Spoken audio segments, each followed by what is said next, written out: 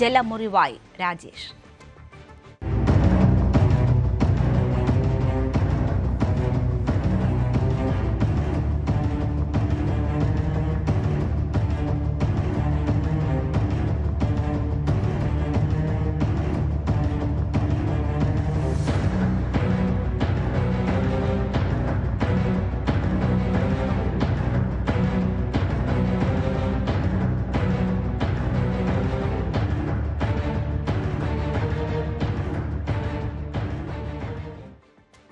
കണ്ണൂരിൽ രക്ഷാപ്രവർത്തനത്തിനിടെ മരിച്ച തിരുവനന്തപുരം സ്വദേശി രാജേഷിന്റെ സംസ്കാര ചടങ്ങുകൾ അല്പസമയത്തിനകം നടക്കും. 11 മണിയോടെയാണ് മൃതദേഹം തിരുവനന്തപുരം കല്ലിയൂരിലെ വീട്ടിലെത്തിച്ചത്. രാജേഷിന്റെ അപ്രതീക്ഷിത വിയോഗത്തിന്റെ വേദനയിലാണ് നാടൊന്നാകെ. മുഖ്യമന്ത്രി വി ഡി സതീശൻ ദുഃഖം രേഖപ്പെടുത്തി കല്ലിയൂരിലെ വീട്ടിലെത്തി അന്തിമോപചാരം അർപ്പിച്ചു. പൂർണ്ണ ഔദ്യോഗിക ബഹുമതിയോടെയാകും രാജേഷിന്റെ സംസ്കാര ചടങ്ങുകൾ നടക്കുക. രാജേഷിന്റെ പൂർത്തിയാകാത്ത വീട് സർക്കാർ നിർമ്മിച്ചു നൽകുമെന്നും മുഖ്യമന്ത്രി അറിയിച്ചു. കണ്ണൂര് ചെറുപുഴയിൽ പ്രളയജലത്തിൽ ഒറ്റപ്പെട്ടുപോയ ഒരാളെ രക്ഷിക്കാൻ ശ്രമിക്കുന്നതിനിടയിൽ ജീവൻ പൊലിഞ്ഞ തിരുവനന്തപുരം കല്ലിയൂർ സ്വദേശിയും ദുരന്ത രക്ഷാപ്രവർത്തന പരിശീലകനുമായ ആർ രാജേഷിൻ്റെ വിയോഗം വലിയ വേദനാജനകമാണ്. മുൻപും പ്രളയകാലത്ത് ഇദ്ദേഹം ഈ ദുരന്തമുഖങ്ങളിലെല്ലാം രക്ഷാപ്രവർത്തനം നടത്തിയിട്ടുള്ള ഒരാൾക്ക് സ്വന്തം ജീവൻ തണവൽഗണിച്ചാണ് അദ്ദേഹം മറ്റൊരാൾക്ക് ജീവൻ്റെ വെളിച്ചം നൽകിയത്. രാജേഷിൻ്റെ കുടുംബാംഗങ്ങളുടെയും ദുഃഖത്തിൽ പങ്കുചേരുന്നു. അദ്ദേഹത്തിന് സംസ്ഥാനത്തിൻ്റെ ബഹുമതി സ്റ്റേറ്റ് ഓണർ അദ്ദേഹത്തിന് നൽകാൻ തീരുമാനിച്ചിട്ടുണ്ട്. അദ്ദേഹത്തിൻ്റെ പൂർത്തിയാകാത്ത വീട് പൂർത്തിയാക്കി കൊടുക്കാനും ഉള്ള തീരുമാനമെടുത്തിട്ടുണ്ട്. സംസ്കാര ചടങ്ങുകൾക്കുള്ള ഒരുക്കങ്ങൾ നടക്കുന്നു. വീട്ടിൽ നേരത്തെ മുഖ്യമന്ത്രി വീട്ടിലെത്തി ബന്ധുക്കളെ കണ്ട് മൃതദേഹത്തിൽ അന്തിമോപചാരം അർപ്പിച്ചു. പൂർണ്ണ ഔദ്യോഗിക ബഹുമതികളോടെയാണ് സംസ്കാര ചടങ്ങുകൾ നടക്കുക. ഇപ്പോൾ വീട്ടിൽ നിന്നും ഡാൻ കുര്യൻ വാർത്തയുടെ വിശദാംശങ്ങളുമായി ചേരുകയാണ്. ഡാൻ, ഒരു നാടൊന്നാകെ രാജേഷിന് വിട നൽകുകയാണ്. വളരെ ദുഃഖകരമായ വളരെ വൈകാരികമായ രംഗങ്ങളാണ് നമ്മൾ അവിടെ നിന്ന് കാണുന്നത്. പൂർണ്ണ ഔദ്യോഗിക ബഹുമതികളോടെയാണ് സംസ്കാര ചടങ്ങുകൾ. സർക്കാർ ധനസഹായം ഉൾപ്പെടെ പ്രഖ്യാപിച്ചിട്ടുണ്ട്. പക്ഷേ അതൊന്നും ആ വ്യക്തിയുടെ നഷ്ടത്തിന് പകരമാകില്ല. എങ്ങനെയാണ് അവിടുത്തെ സാഹചര്യങ്ങൾ? എപ്പോഴാണ് സംസ്കാരം നടക്കുക?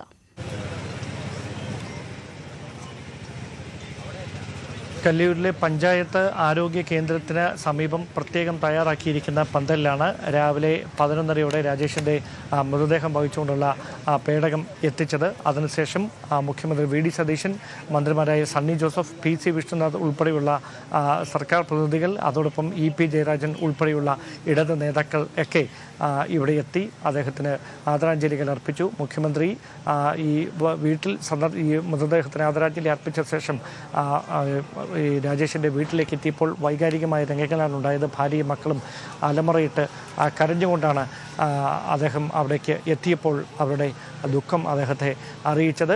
അച്ഛ അച്ഛ എന്ന് വിളിച്ചുകൊണ്ടുള്ള ആ 2 മക്കളുടെയും, അഭിഷേകിൻ്റെയും അർഷാൻ്റെയും നൊമ്പരമുളവാക്കുന്ന കരച്ചിൽ ഇവിടെ കൂടി നിന്ന ഓരോ മനുഷ്യരുടെയും കണ്ണിൽ നിന്ന് കണ്ണീർ പൊഴിക്കുന്ന ഏറ്റവും വേദനാനിർഭരമായ കാഴ്ചയാണ് ഇവിടെ ഉണ്ടായത്. 1:30 സംസ്കാര ചടങ്ങുകൾ ആരംഭിക്കുക. ഇവിടെ നിന്ന് ഈ പഞ്ചായത്ത് ആരോഗ്യ കേന്ദ്രത്തിന് സമീപത്തെ പന്തലിൽ നിന്ന് മൃതദേഹം അപ്പോഴായിരിക്കും വീട്ടുവളപ്പിലേക്ക് എടുക്കുക.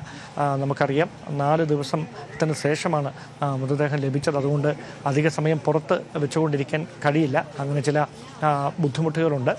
അങ്ങനെ ഒരു സാഹചര്യത്തിൽ വൈകാതെ തന്നെ ഈ ചടങ്ങുകളിലേക്ക് കടക്കുമെന്നാണ് അറിയിച്ചിരിക്കുന്നതും. ഇപ്പോഴും നിരവധി ആളുകളാണ് അദ്ദേഹത്തിനെ ആദരാഞ്ജലി അർപ്പിക്കുന്നതിനായി ഇവിടേക്ക് എത്തിക്കൊണ്ടിരിക്കുന്നത്. മൃതദേഹം എത്തിച്ച സമയത്ത് കല്ലിയൂർ എന്ന ഗ്രാമം മുഴുവൻ ഈ പഞ്ചായത്ത് ആരോഗ്യ കേന്ദ്രത്തിൻ്റെ പ്രത്യേകം തയ്യാറാക്കിയ പന്തലിനരികിലേക്ക് ഒഴുകിയെത്തുന്ന കാഴ്ചയാണ് കണ്ടത്.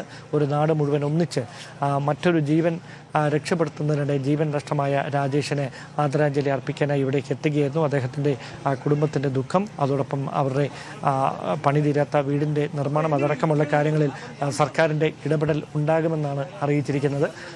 കൃത്യമായി അത്തരത്തിലുള്ള ക്രമീകരണങ്ങൾ അവർ ചെയ്യുകയും ചെയ്യും. അത്തരത്തിൽ ഉറപ്പ് നൽകിയ ശേഷമാണ് അവർ മടങ്ങിപ്പോയിരിക്കുന്നത്. എന്തായാലും 1:30 സംസ്കാര ചടങ്ങുകൾ ആരംഭിക്കും. 1:30-ഓടെയാണ് സംസ്കാര ചടങ്ങുകൾ നടക്കുക. പൂർണ്ണ ഔദ്യോഗിക ബഹുമതികളോടെയാണ് സംസ്കാര ചടങ്ങ് നടക്കുക. മുഖ്യമന്ത്രി ഇന്ന് വാർത്താസമ്മേളനം ആരംഭിച്ചത് തന്നെ ഈ രാജേഷിൻ്റെ വിയോഗത്തെക്കുറിച്ച് പറഞ്ഞുകൊണ്ടാണ്. ഒപ്പം ലൈഫ് പദ്ധതിയിൽ ഉൾപ്പെടുത്തിയ ഒരു വീടിൻ്റെ നിർമ്മാണം അവിടെ നടക്കുന്നുണ്ട്. ആ വീട് പൂർത്തീകരിച്ച് കാണാൻ പോലും ഉള്ള അവസരം രാജേഷിന് ലഭിച്ചില്ല. മറ്റൊരു ജീവൻ രക്ഷിച്ചുകൊണ്ടാണ് രാജേഷ് മറയുന്നത്. പല ദുരന്തമുഖത്തും രാജേഷിൻ്റെ സാന്നിധ്യം പല ജീവനുകളും രക്ഷിച്ചിട്ടുണ്ട്. ഒപ്പം അതിനുള്ള ഈ ദുരന്ത നിവാരണ മേഖലയിൽ എങ്ങനെ പ്രവർത്തിക്കണം അല്ലെങ്കിൽ രക്ഷാകരങ്ങളാകണം എന്നത് സംബന്ധിച്ചുള്ള പരിശീലനത്തിനായി എത്തിയതായിരുന്നു രാജേഷ്. അവിടെയാണ് ആ മണ്ണിൽ തന്നെയാണ് രാജേഷിന് അന്ത്യയാത്രയും സംഭവിച്ചത്. ഒരു ജീവൻ രക്ഷപ്പെടുത്തിക്കൊണ്ട് രാജേഷ് മടങ്ങുകയാണ്. വീട്ടിൽ നിന്ന് 2 ആൺമക്കളാണ് രാജേഷിനുള്ളത്. അതിവൈകാരികമായ രംഗങ്ങളൊക്കെയാണ് നമ്മൾ കാണുന്നത്. എപ്പോഴും രാജ്യത്തിന് വേണ്ടി എന്തെങ്കിലും ചെയ്യുക എന്നതായിരുന്നു രാജേഷിൻ്റെ ആഗ്രഹവും താല്പര്യവും എന്ന് സുഹൃത്തുക്കൾ ഉൾപ്പെടെ പറയുന്നുണ്ട്. അങ്ങനെ ഒരു ജീവൻ രക്ഷിച്ച് രാജ്യത്തിനാകെ മാതൃകയായി, എല്ലാവർക്കും മാതൃകയായി, എല്ലാവരുടെയും സ്നേഹവും വാങ്ങിയാണ് രാജേഷ് ഇപ്പോൾ വിടവാങ്ങുന്നത്. കാട്ടിലെവിടെയെങ്കിലും മകൻ പിടിച്ചു കിടപ്പുണ്ടാകുമെന്നാണ് കരുതിയിരുന്നതെന്ന് രാജേഷിന്റെ അച്ഛൻ രാജശേഖരൻ ന്യൂസ് 18നോട് പറഞ്ഞു. നേരത്തെയും ഇത്തരം അപകടങ്ങളിൽ പെട്ടപ്പോൾ അവൻ ജീവിതത്തിലേക്ക് തിരിച്ചു വന്നിട്ടുണ്ട്.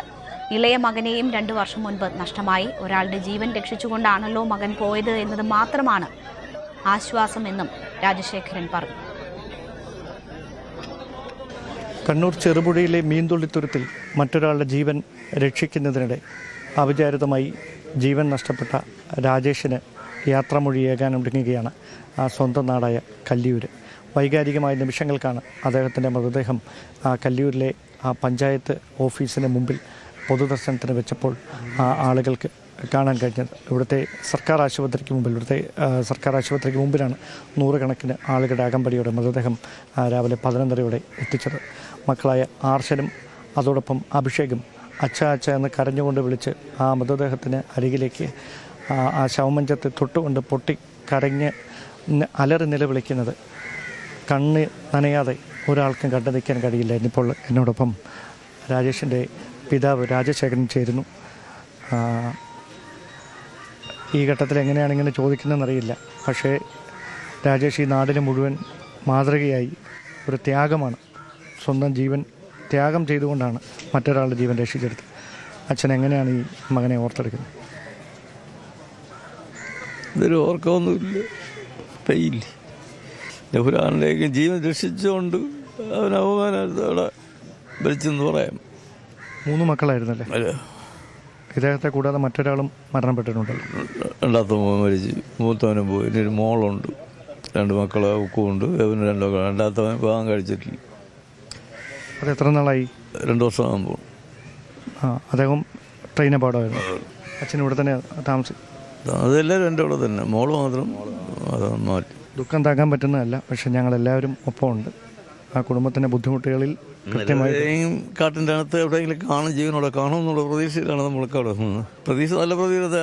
പുഴയെല്ലാം അവൻ നീന്തി കയറും, അതും എന്തും ചെയ്യും. അപ്പോൾ അതുകൊണ്ട് അവൻ എന്തോ കുരുക്കിലൂടെ പെട്ട് ഇരിപ്പുണ്ട് എന്നാണ് പ്രതീക്ഷിച്ചത്. ഇതിനു മുമ്പ് ഇങ്ങനത്തെ അപകട സാഹചര്യങ്ങളിൽ പെട്ടിട്ടുണ്ട്. കളക്ടർ അവനെ സല്യൂട്ട് ചെയ്തിട്ടുണ്ടെന്ന്. ഒരു പ്രാതം എടുക്കാൻ, കൊച്ചിൻ്റെ പ്രാതം എടുക്കാൻ പോകുമ്പോൾ ആരും പോകാതെ പോയി എടുത്തുകൊണ്ട്. എന്തായാലും ഇങ്ങനൊരു മകൻ്റെ അച്ഛനായതിൽ അച്ഛനെ അഭിമാനിക്കുക. വേദനയുള്ള സമയവും മറ്റൊരാളുടെ ജീവൻ രക്ഷിച്ചുകൊണ്ടാണ് രാജേഷ് ഇല്ലാത്തത്. ഞങ്ങളെല്ലാവരും ആ ദുഃഖത്തിൽ പങ്കുചേരും. ഞാൻ വേറെ ഒന്നും ചോദിക്കുന്നില്ല. ഈ അച്ഛനോട് കണ്ടമിടറിക്കൊണ്ട് അദ്ദേഹം തൻ്റെ മകനെ ഓർത്തെടുക്കുകയാണ്. 3 മക്കളിൽ 2 പേരും ഓർമ്മയായിരിക്കുന്നു. ഇനിയൊരു മകൾ മാത്രമാണ് ബാക്കി. ഈ കുടുംബത്തെ ചേർത്ത് നിർത്തേണ്ടത് ഓരോ മലയാളികളുടെയും അനിവാര്യതയായി മാറിയിരിക്കുകയാണ്. കാരണം അത് നമ്മുടെ കൂടി ദൗത്യമാണ്. നമ്മളിൽ ഒരാളെ രക്ഷിച്ചെടുക്കുന്നതിനുള്ള ആ തീവ്ര ശ്രമത്തിനിടയിലാണ് സ്വന്തം ജീവൻ രാജേഷിന് നഷ്ടമായത്. സ്വാർത്ഥത നമ്മുടെ നാടിനെ മുഴുവൻ കീഴടക്കുന്നതിനിടയിലാണ് സ്വന്തം ജീവൻ മറ്റൊരാൾക്ക് വേണ്ടി അർപ്പിച്ചുകൊണ്ട് നമ്മുടെ നാടിനെ മുഴുവൻ, ലോകത്തിന് മുഴുവൻ രാജേഷ് എന്ന ഈ കല്ലിയൂർ സ്വദേശി മാതൃകയായി മാറിയിരിക്കുന്നു. ക്യാമറമാൻ അരുൺ എംഎസിനൊപ്പം ഡാൻ കുര്യൻ, ന്യൂസ് 18. കുടുംബം തീരാവേദനയിലാണ്. ഒരു മകനെ നഷ്ടപ്പെട്ടിട്ട് 2 വർഷമേ ആകുന്നുള്ളൂ. അതിന് പിന്നാലെയാണ് രാജേഷിനെയും നഷ്ടമാകുന്നത്. മറ്റൊരു ജീവൻ രക്ഷിച്ചുകൊണ്ടാണല്ലോ മകൻ പോകുന്നത് എന്നത് മാത്രമാണ് ആശ്വാസമെന്നതാണ് ആ അച്ഛൻ പറയുന്നത്. അതുതന്നെയാണ് ആ കുടുംബത്തിന് ഇപ്പോൾ രാജേഷിനെ ഓർത്ത്, കുടുംബത്തിന് മാത്രമല്ല നാടിനാകെയും രാജേഷിനെ ഓർത്ത് അഭിമാനിക്കാനുള്ളത്. സ്വന്തം ജീവൻ പണയം വെച്ചുകൊണ്ടാണ് ചെറുപുഴയിൽ മറ്റൊരു ബെന്നി എന്ന് പറയുന്ന വ്യക്തിയുടെ ജീവൻ രാജേഷ് ഉൾപ്പെട്ട സംഘം രക്ഷിച്ചത്. സ്വന്തം ജാക്കറ്റ് ഊരി അദ്ദേഹത്തിന് നൽകി അദ്ദേഹത്തെ കരയിലേക്ക് കൊണ്ടുവരികയായിരുന്നു. അതിൽ ആ വടത്തിൽ ഏറ്റവും പുറകിലായിട്ടായിരുന്നു രാജേഷ് ഉണ്ടായിരുന്നത്. പിന്നീട് ഒഴുക്കിൽപ്പെട്ട് രാജേഷിനെ കാണാതാവുകയായിരുന്നു. മകൻ എവിടെയെങ്കിലും എങ്ങനെയെങ്കിലും രക്ഷപ്പെട്ടിട്ടുണ്ടാകുമെന്നൊരു പ്രതീക്ഷയോടുകൂടി കാത്തിരുന്ന കുടുംബത്തിന് മുന്നിലേക്കാണ് രാജേഷിൻ്റെ വിയോഗ വാർത്ത എത്തിയത്. ആ നാടൊന്നാകെ നിറങ്ങലിച്ച് നിൽക്കുകയാണ്. ആ നാട് മാത്രമല്ല, കേരളം ഒന്നാകെ, രാജ്യത്തിന് തന്നെ മാതൃകയായി രാജേഷ് മടങ്ങുകയാണ്. തീരത്താൽ തീരാത്ത നഷ്ടമാണ് ആ കുടുംബത്തിനെ സംബന്ധിച്ചും നാട്ടിനെ സംബന്ധിച്ചും ഒക്കെ ഉണ്ടായിട്ടുള്ളത്. ദുരന്ത മുഖങ്ങളിൽ എല്ലാവർക്കും സഹായിയായിരുന്നു. രാജേഷിൻ്റെ സംസ്കാര ചടങ്ങുകൾ 1:30 നടക്കും.